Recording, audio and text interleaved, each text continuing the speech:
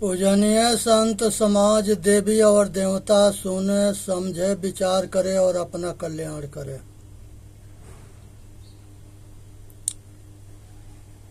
मनुष्य जो है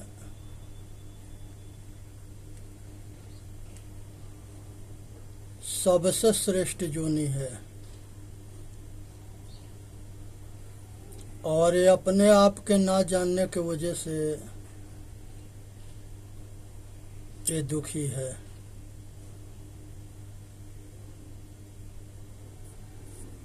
पूजनीय संत समाज देवी और देवता सुने समझे विचार करे अपना कल्याण करे।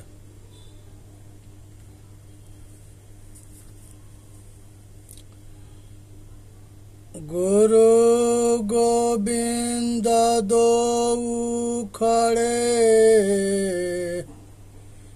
काको लागू पाओ बलिहारी गुरु आपने गोविंद दियो बताए। गुरुदेव की कृपा है जो सतगुरु आत्मबोध करा के संसार के यमजाल भरमजाल से वे बाहर निकाल दिए। आज जो है ये पाठ 1 है और मनुष्य जो है पाठ 1 में कर्म फल भोग के जाननी है कि मनुष्य जो करता है वही फल भोगता है और यही किया हुआ कर्म विधाता के विधान बन जाता है। विधाता प्रकृति को कहा गया है। प्रकृति नियम जो है विधाता है। एक कर्म होता है, एक अकर्म होता है, एक विकर्म होता है। तो ये जो है पहले कर्म के विषय में बताते हैं कि मनुष्य जो है पुण्य कर्म जो है करने योग्य कर्म जो होते हैं जिसको पुण्य कर्म कहते हैं। इस पुण्य कर्म से मनुष्य जो है अच्छे माता पिता संपन्न परिवार को पाता है। यहाँ सुख स्वर्ग को कहते हैं, दुख नरक को कहते हैं। यहाँ जो है मनुष्य कर्म करने में स्वतंत्र है, फल भोगने में परातंत्र है। माता से बढ़ के दुनिया के अंदर कोई देवी ना है। माता जो है जन्म देती है, पालन पोषण करती है और अपने बच्चों के अपने जान के जैसे रक्षा करती है, ध्यान रखती है। ऐसा दुनिया में कोई नहीं है जो माता के जैसे अपने पुत्र पुत्री के ध्यान रख सके। तो ये माता जो है मरते दम तक ले अपने बेटा बेटी के कल्याण के लिए संसार के सारे हद को पार करती है। तब बेटा बेटी के कर्तव्य होता है कि माता के बुढ़ौती में उसके भोजन पानी कपड़ा निवास सेवा दवा के ध्यान रखे। उसके ठीक ठाक जैसे बच्चेपन में हमारा परवस्ती करी है, हमारा ध्यान रखी है, उस तरह से बेटा बेटी के कर्तव्य बनता है कि अपने बाप मातारी के ध्यान रखे और सेवा करे, आज्ञा के पालन करे और दवा सेवा और सब सुख सुविधा के ख्याल रख करके उनसे उनको प्रसन्न करके उनसे दुआ ले।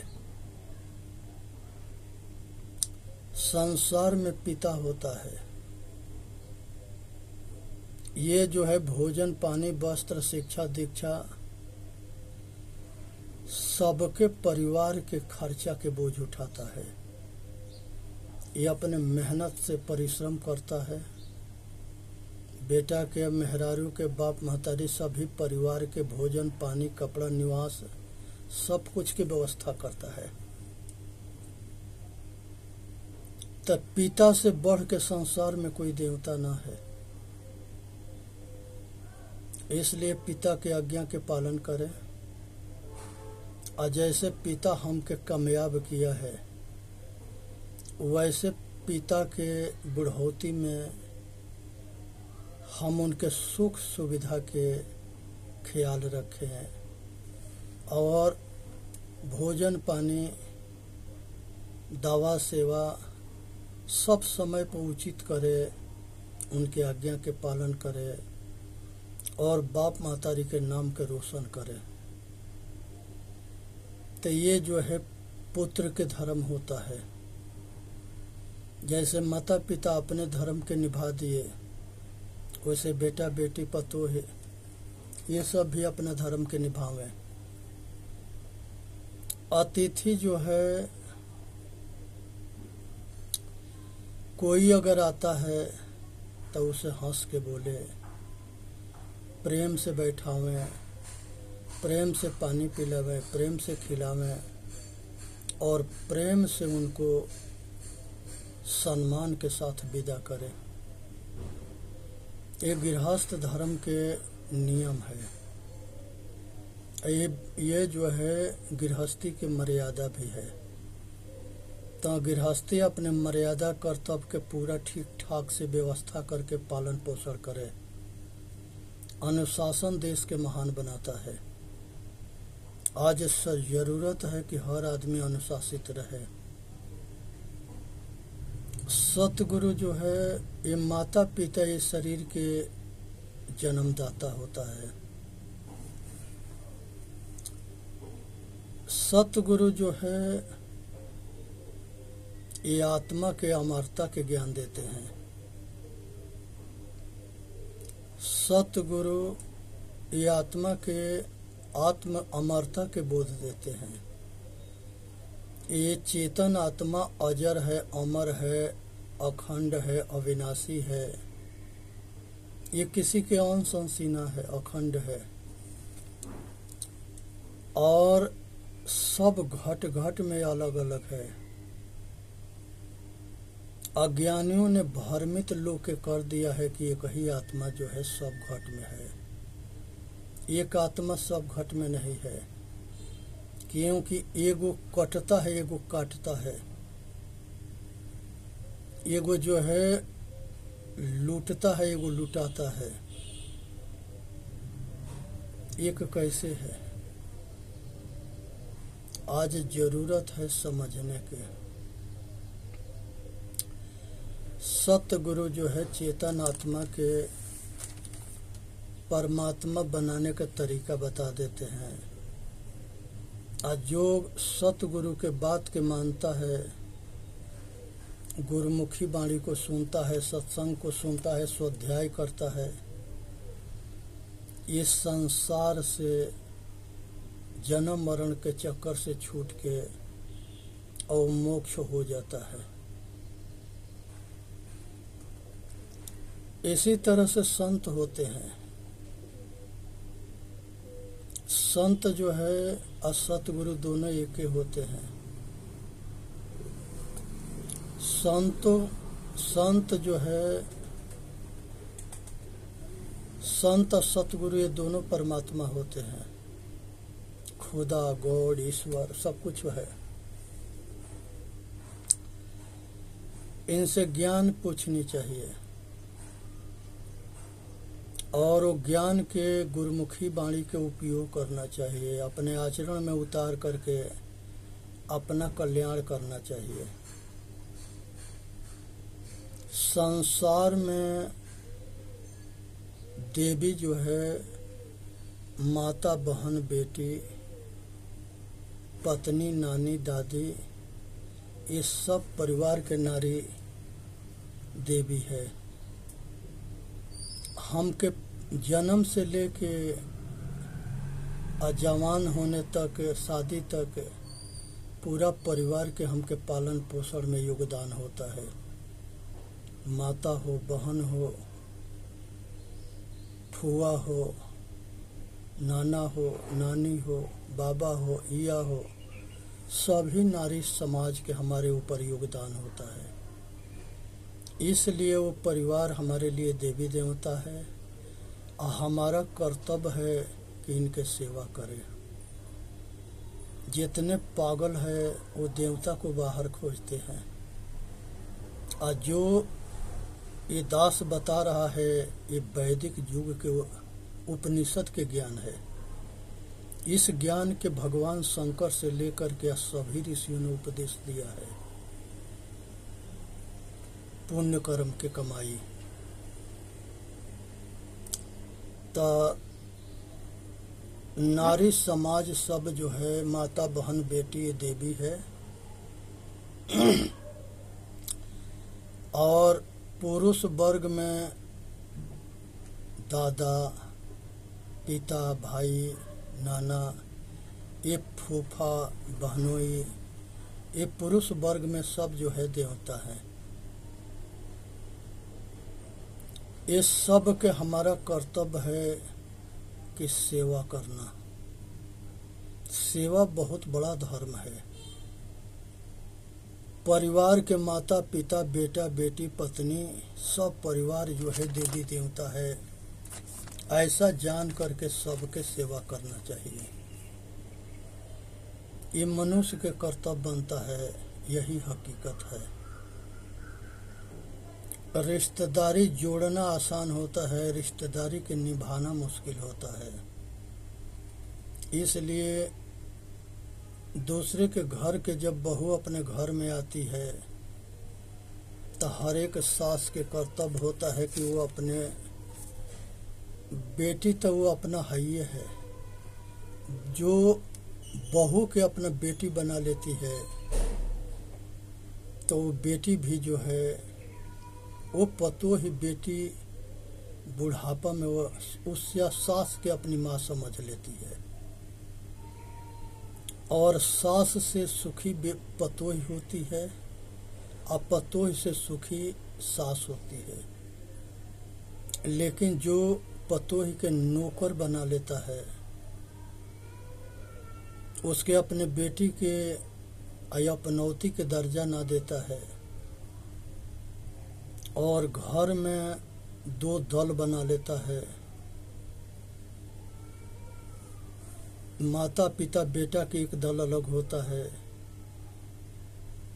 और वो बेटा जो है जब तकले माता और बहन के पक्ष में रहता है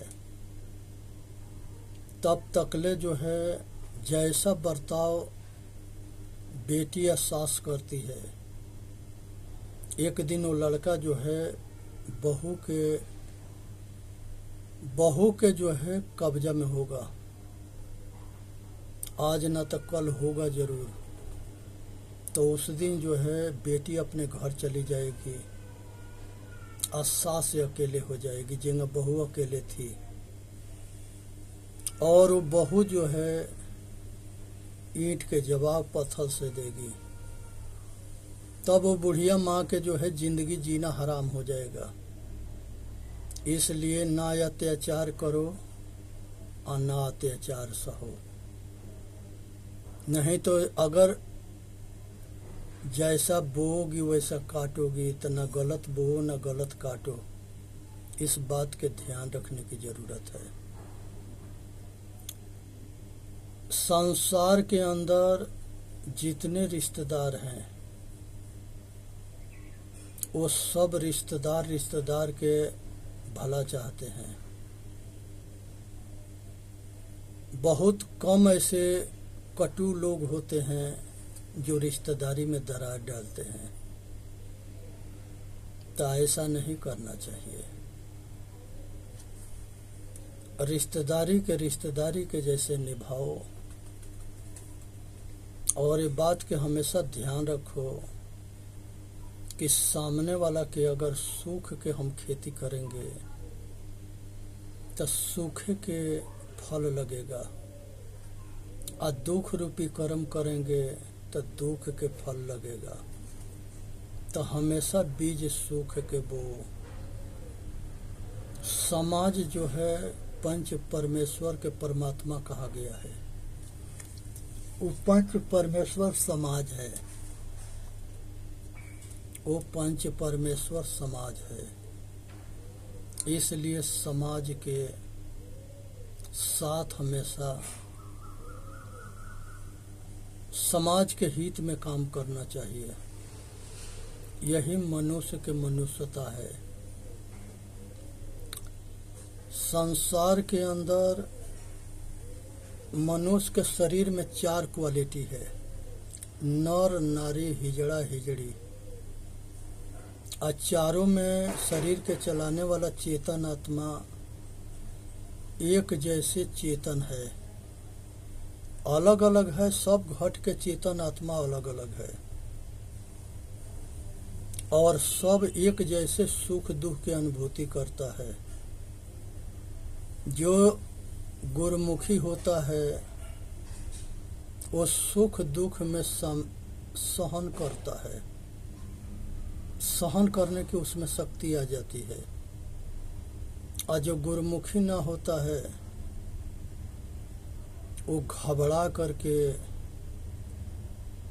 और ढोंगी गुरु के बात में फंस करके और दुख के मार्ग में ढोंगी उसके जीना हराम कर देते हैं।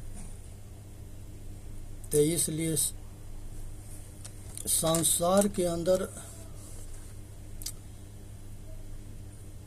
सबके जो है शरीर के ड्राइवर अलग होता है, चेतन अलग होता है, शरीर अलग होता है, गाड़ी अलग होता है, गाड़ी के खुराक अलग होता है। इस सब के जान करके उस हिसाब से इसके खुराक देना है।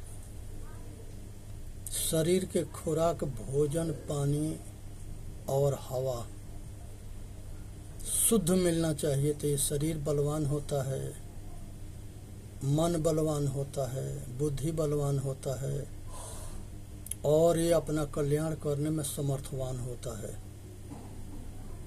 इसको सब कुछ अगर शरीर में शुद्ध चीज दिया गया था, और वही अगर इसको गलत भोजन दिया गया